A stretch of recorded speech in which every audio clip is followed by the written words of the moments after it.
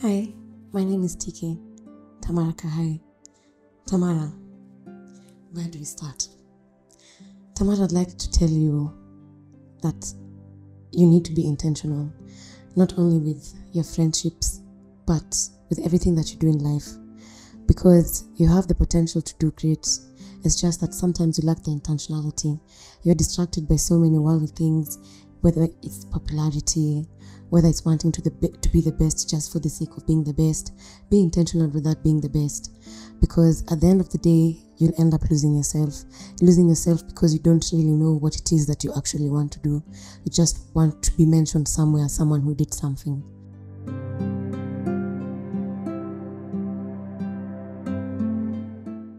Hi, Yvonne. Hi, how are you? Fine, thank you. How are you feeling this morning? I'm good. I'm a bit nervous. Yeah. The TikTok didn't help loosen you up, or it Not made really. it worse. I'm always nervous the first time, yeah. Okay, it's really nice meeting you. Nice meeting you too. You're the first guest this season. We're in season 4 right now, who I've not had, the pleasure of interacting with.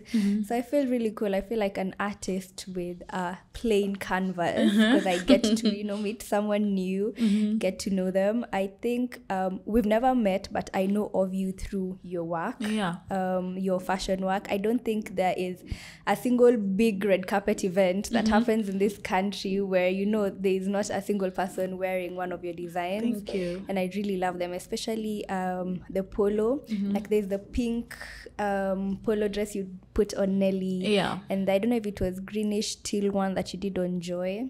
Some Thank of my you. favorite designs of your work. And I really loved your letter as well. So before we get into it, I think you can go ahead and read the letter to us, and then we can get into the conversation. Okay. Dear 19-year-old Yvonne, this is it for high school, and now it's time to face the world as a young woman. It's time to go to college to cement your life and become the woman people at home would be proud of. Life is not easy back at home, and everyone has to find a way to get through the day as mom brings home to share the little she gets, to take care of the rest of the siblings. An opportunity to go to work abroad comes along, and the excitement is looming, but the fear of leaving your family behind kicks in, and you start having second thoughts about it because you believe there's something better for you here in Kenya. Mom wasn't happy, but Uncle Joshua talked her out of it, so you leave every day since then, trying to show mom it was better staying in Kenya than working abroad. Done with college, you looked for small jobs to work as a sales girl in different companies. It gets harder by the day, but you have no choice but to keep pushing because your life depends on it. Mom stops working and things take a turn for the worst. And now everything you do and the money you get is part of what is needed at home. I remember the day Auntie Sylvia called you for a modeling job and paid you $100, first time to appear on a magazine, and the whole family was elated, including everyone in the village. And that's the break you made that made you to push even harder to keep making everyone proud. It's 25. Now you're an upcoming entrepreneur. The real life begins when everything and everyone is looking at you and depends on you. But look at you now. You're still learning, but I'm super proud of you, and everything that you're doing is beautiful. So keep doing what you're doing because that's where you're thriving. With love, Yvonne. That was really, like emotional for you, and it really, like, it's almost like the letter took you right back to, that 19-year-old Yvonne, and you could almost see her and, think, damn, I've really come from so far. So you start with 19-year-old Yvonne, who had just finished high school. Where did you grow up, and where did you go to high school? I grew up in Eastlands, a place called Maringo. And I went to high school, different high schools. First, I was in Kisumu, And then I came back because of lack of school fees. So my mom took me to a school just next to Makadara Locals. It's called Huruma Girls High School. Yeah. And what are some of the dreams that you had for yourself at that age, at 19, versus what you feel like you needed to do in order to make your family proud? At that age, I was not a normal 19-year-old. I would think more of, what are we going to eat next? Where am I going to get the extra money to just make sure that my siblings have enough and just to help my mom juggle through life? Yeah. Why was it so important for you that you made your family back at home proud? Because growing up, before my father died, we used to have a good life. Like everyone would come at home and my dad would help them. And I've grown knowing that that's how you live, by helping others to be better. Yeah. So you knew that, if you could do your part to help, then it's almost like you would be continuing where he left off. I saw it as a responsibility to make sure that everyone is okay, more than just being a 19-year-old doing what 19-year-olds do. Yeah. And it sounds like things were a bit rough financially, and what mom was bringing home was sometimes barely enough for everyone. How many kids were you guys? And what are some of the things that you guys had to do in order to make ends meet? We are 6 in the family, 3 boys and 3 girls. And you were the firstborn? No, I'm the third one. Yeah. And we actually used to work more with my brothers, because now you have to take care of other people. And my mom was someone who used to help people more. Like she would give literally everything she had. So we were 6 kids, but we were more because we had my cousins, relatives always in the house asking for something. Yeah. So my mom also, I just saw it how my mom used to give. So it was like, we need to add more. So you take care of people outside, and then we will do what we can in the house. So it was, if it's selling, making same skuma wiki, mandazis, everything. So we just used to make literally everything to just make ends meet. Even selling clothes. I remember I used to sell clothes and shoes. And I think it's a theme, because I think everyone, a lot of people right now at some point lived with a relative at one point or the other just to save. And I don't think I see it as often right now. But I think it's something that, I really admire about like our parents, in that they never used to come up by themselves. They always used to try and help, anyone else who's next to them. And you've mentioned that things weren't always rough. Like this transition happened when your dad passed on. How was that transition like for you? What was that period like? We were so young. I remember I was 6 when my dad died, but I can remember everything. And I remember when I told my dad I wanted to go to a private school, that I would get dropped and picked with a bus from home. And he actually did it. So my dad was financially stable to take care of us, because we used to live a very good life. That's what I would say. Because the many things that I've known, I've actually learned from my childhood. He used to work in the hotel industry. So we used to go to the hotel, just living the good life. You want a TV, you want something, everything that you wanted, he would give. So when he started getting sick and he passed away, my mom was only 26. So it's 5 of us, and then she was pregnant with my youngest brother.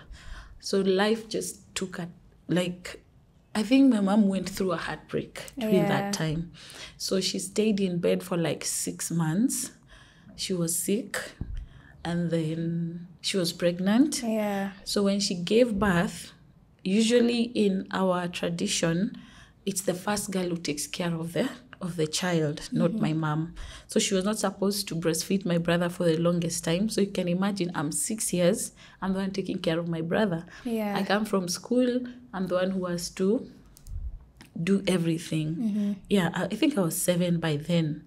So I just learned responsibility at a very young age. Yeah. I can just imagine, how that period was like for you guys and even for your mom as well. Yeah. I mean, at 27. Yeah, she was only 26 when my dad died. To lose the love of your life, and then now you're left you have kids, and then there are relatives on this side, and she also has siblings. I can really, that must have been a lot to go through. And then years go by, you get an opportunity to go and work abroad, but you turned it down. So why were you and your uncle so against, going abroad? My uncle has lived abroad for the longest time, so he knows what happens in abroad for you to survive. And of course, just the stories and the experience through my friends who have gone abroad and come back. Not everyone has a rosy story to tell. So before that, I was just thinking, so who will take care of my siblings? Who will do this and this? And I'm just looking at my mom. I don't know how to tell him. So it was the same time when my brother is going to the uni and I'm going to Germany. So there's that conflict of everyone is leaving. It's only my mom who's going to remain with the other siblings. And also, I've never seen abroad being the it for me ever since, because I've seen my mom work, and that's how I picked the hustling, whatever, from her. So I just said, I'll make it here rather than go abroad. And but for my mom, it was, I also want my child to send me dollars. I want my child to send me euros. So that was more of her motivation than what I wanted. So for her to understand that I didn't want to go was really hard. So we actually stayed for a while without talking to my mom, because she couldn't understand, like, I've worked so hard, I've taken you to learn the language, and now it's time for you to go, and now you change your mind last minute when everything has been done. You have the visa, you have the ticket. So she didn't understand until my uncle intervened, and like, my uncle was my savior that time. What job had you been called for?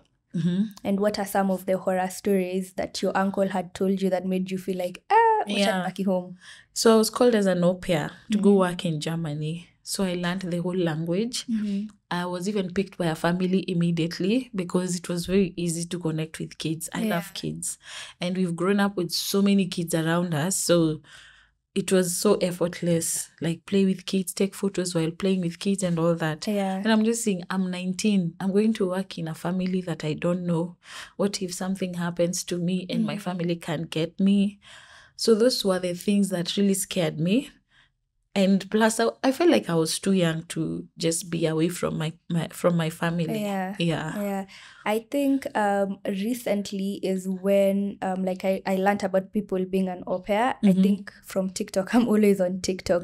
And I mean, you're right. There are usually very varied experiences. Some people go and they have, the time of their lives, and some people unfortunately go and they really suffer while we're there. When you think about if you went, if you took the job, how differently, or rather, how different do you think your life would have turned out? Most definitely, I would have been married to someone there to just survive, or even do odd jobs to survive and send money to my family without them knowing exactly how I live or what I'm doing, how I am. So I had so many, and then I had done so much research. So those things were scaring me. I won't lie. Like, I was the best student in that class because I've done French. So learning languages for me has always been my passion.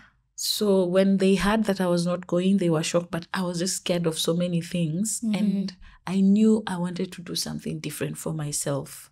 So then you choose to stay home. Years go by, you're helping around in the family, and then suddenly mom needs to stop working. Why did she need to stop working? And now, what was that like for you at that point, knowing, people are now really counting on what you're making?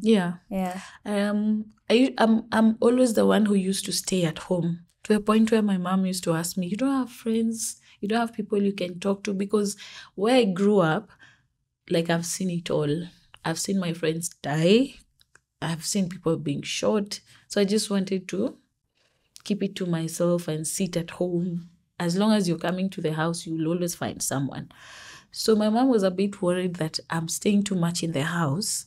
I used to like watching TV too much. So that day she comes to the house and she told me, I've resigned.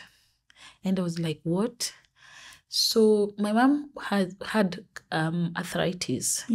So medically, she was taken care of by, she's working, so there's medical cover. So all those things were just running in my head. I'm like, who will take you to hospital now? Yeah. We are going to afford your medication and all that. So when she told me I've resigned, I'm like, why? So like I was asking her, like, now I'm the parent. Why would you do that? What happened? But there was so much pressure at work also. It was not healthy for her because now it was now getting worse. So she said, for the sake of my health and peace of mind, I just decided to step back and we'll find a way. Yeah. From a really young age, I mean, you've said from around 6, 7, how do you build, that resilience to keep making, lemonade when life is just throwing lemons at you left, right, and center? Like, where do you get that strength from to keep pushing and knowing that life gets better? Because I think that stems with a really main theme of this podcast, where we're normally just telling everyone you need to be able to trust the process, see past, the mud that you're stuck in currently, and trust that things do get better. So for you, what was keeping you going? What was building that resilience? I think we all pulled our strength from my mom because she used to take care of so many people. Like, we've seen so many people passing through that house, to the point where going back there, sometimes I'm like, how did we all live in this small space? So we were just we are just driving the strength from her, because despite all that, when my mom has money, she will share with everyone. We will eat whatever we want. We will, like, it wasn't all that, like, it wasn't bad all the time. When it was bad, it was bad. When it was good, it was good. And then we are very close family. We are very close to each other. So we only had each other. We used to enjoy life with the little that we had. So I was like, everything is not bad. And you have each other at the end of the day. Let's talk a bit about your fashion journey. How and when did you fall in love with fashion? Still from my mom. Because after she resigned, even before, the reason why my mom got the job was because of, she was the one who went to design school. I learned from her. I've never stepped in a design school. I've done maths and statistics. She's the one who did the fashion and design. So anytime she used to make clothes in the house, because she's done it she's done professionally, we used to make clothes in the house. So anytime there's someone coming, we help here and there. You just see how everything, the transformation from fabrics to an actual design, and how sometimes the machine is not working because it was the manual one. She would just stitch by hand and actually wear a dress, go to church with it. So those are the things that really encouraged me to do that. And also, she was in the hotel industry. She would come back with magazines and tell me, even you can be like these girls on the magazines. Like, she would encourage me. There was no limit that you're wearing a short dress with her. Like, just do whatever you want. But the life, social skills and everything, it was always with us. So she really gave you that freedom to express yourself through fashion. Kitambo. And what would you say was your big break? Was it that the first job that your aunt gave you? Was that your first big break in the fashion industry per se? I think that was my first big break, because that was the first time I actually got to be featured in a magazine. I was 19, and then she was launching her shop here in Nairobi. So when some of the girls, of course, they didn't take the job, I was like, yeah, why not? And then this is family, so you can't say no. So I was expecting I'm doing the job for free. Then she called me on the side. I'm like, you're just being paid as the rest of the models. You're 19, you're being paid in dollars. So it was $100, I remember. Yeah. So I was so excited and I got encouraged. Then the next day I'm seeing myself on the newspaper. So actually everyone thought being on the newspaper, I got paid. So everyone is calling me, oh, I have this problem. Oh, I have yeah. So I had to explain to my mom, this is just newspaper. It's not like it's a magazine you get paid. Yeah. So the little I had also, I had to share with them. Why was this opportunity so important for you? We've gone for so many castings. You know how it happens. Like you go for castings. There are people who will be picked. There are people who won't be picked. So when I went there, I was like, hey, how will they even pick me? May have been rejected in so many events. Like it was becoming a norm for me. You either do it or not, but don't take hard feelings with it. Yeah. So just doing the event itself. And then I think I did most of the outfits. And then now on the newspaper, I think I had my portfolio is piling up. Yeah. And now anywhere I go, I have the courage to, what shows have you done? Because it's like, what other shows have you done? I would tell them, I've done this Sylvia Warish fashion show. I'm on the newspaper. And then after that, I did the African Woman. I was on the cover and the fashion spread. Yeah. So everything else just from there. Yeah. So when you say that this opportunity made you push harder, the pushing harder was, just aggressively going for those castings, aggressively applying for every single opportunity. Exactly. That was there. Sending photos to different companies, like right now I can do fashion shows. And then at least I got registered to an agency, so it was easier. So they just push for you, then they tell you, go for these castings. When you're picked, you get the job. So then how did you end up making the jump from, doing the modeling jobs to now, this big business that you own right now? So what happened during the events, like I would see designers backstage struggling with a zip, I'm helping them. Like there's a place that I'm just telling them, give me shindano na uzi nikufixie. So the interest of just seeing things transforming, of course I know this is what my mom does in the house. It's only that she doesn't have this platform to showcase. So for me, it was easy. And then it was interesting to the point where sometimes you go for an event, you don't get paid. They just tell you the event organizer disappeared.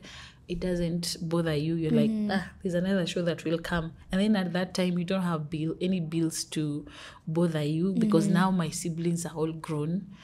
We're now taking care of my mom. So it wasn't so much of a big deal that you don't get paid as long as you do the show. It was more of passion than chasing the money. Yeah, so during that time, I even used to tell my mom, I don't think I see myself doing anything else apart from fashion. So she actually just encouraged me, why don't you start now? She gave me her machine and 5 fabrics, like 2 virakas to start with. Yeah. So I picked a shop somewhere there at Caxton House. It was just like a small room. So anytime we go for an event, I'm dressing my friends. I'm just telling them, just buy fabric and yeah. And then now when I saw it was becoming serious, now there's a stylist who wants to feature my work on magazines. I think it was True Love. Now I started taking it seriously because at that time it was like, tomorrow we are going to Casablanca to Vaini, nice to skater dress to a vitenge. Yeah, so we just pick inspirations from, I think, magazines. There was no Pinterest at that time. Yeah. Who's the first famous person you dressed? The first one. Can you remember? I think it was, I can't remember, but one of the first people was Susanna Ohio. And it was a friend who recommended me to them. And her style is very, exactly. big and loud. Yeah. So I called my mom. I'm like, do you know I've been told to go? And then I'm sitting next to her.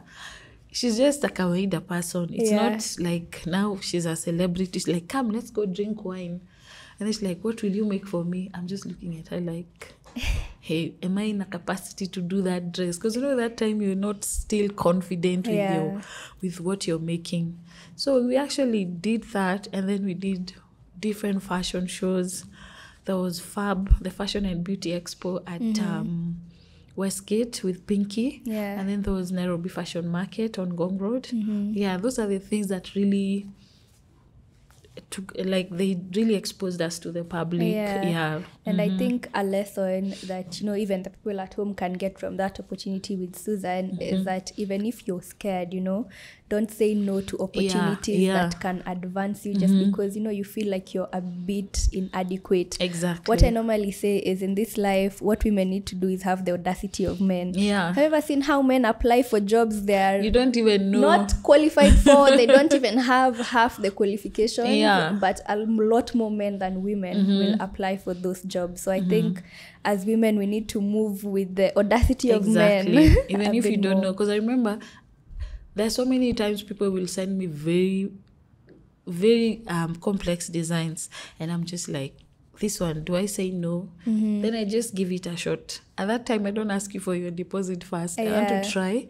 If I do it, fine. That's when I'll charge you. If I don't, I just leave it because you don't know everything. There's always something new you're learning every day. And you say that you moved, through life with your mom giving you tough love. Yeah. Was that always how she expressed love? Or did she, sometimes used to just coddle you? And now that you're older, do you see the importance of that tough love that she was giving? Like, there are times my mom used to beat us to the point where we're like, is this my mother?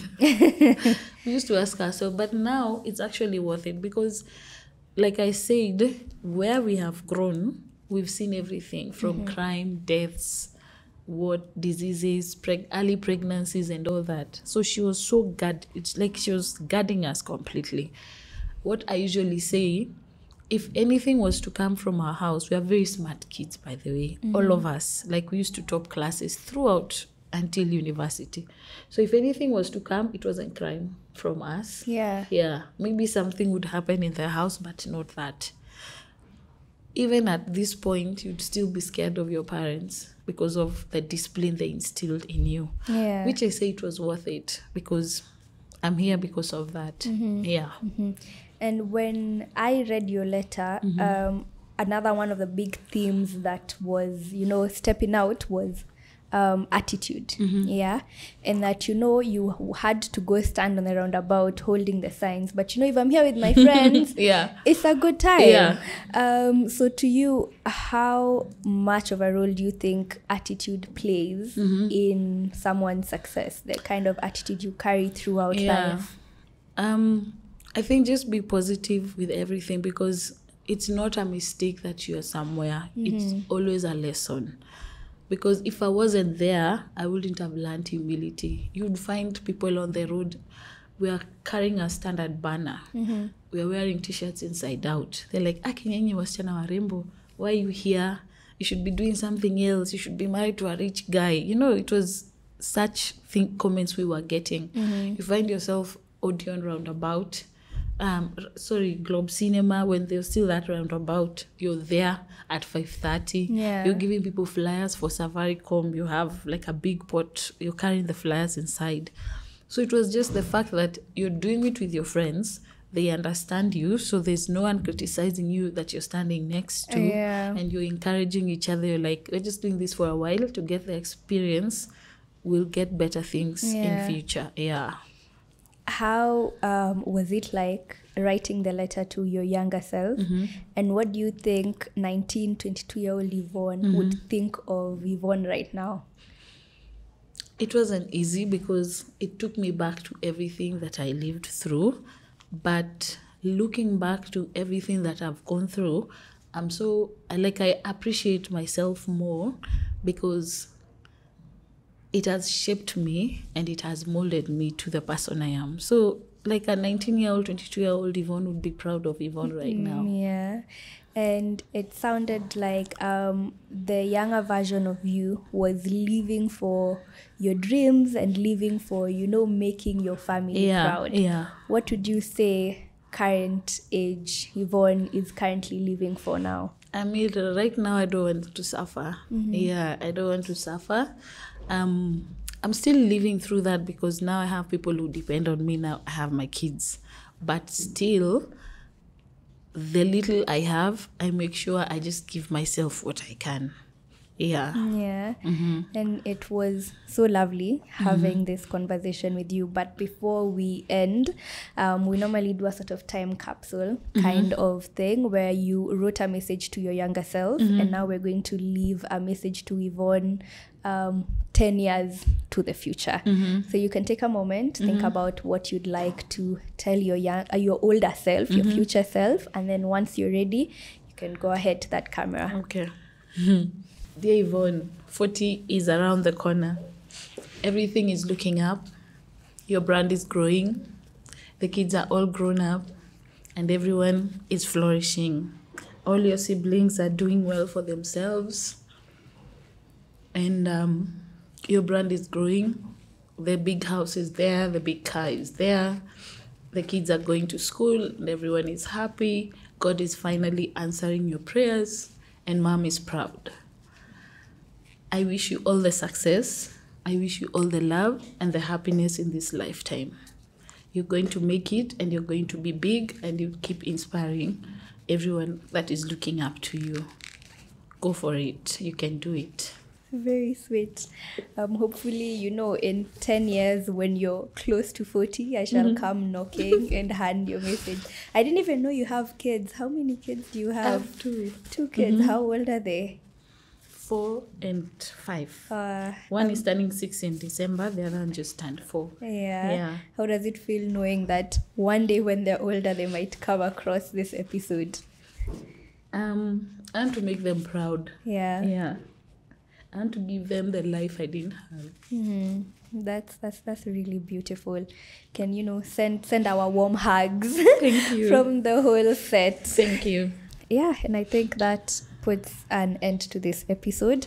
We will see you guys at home in the next one.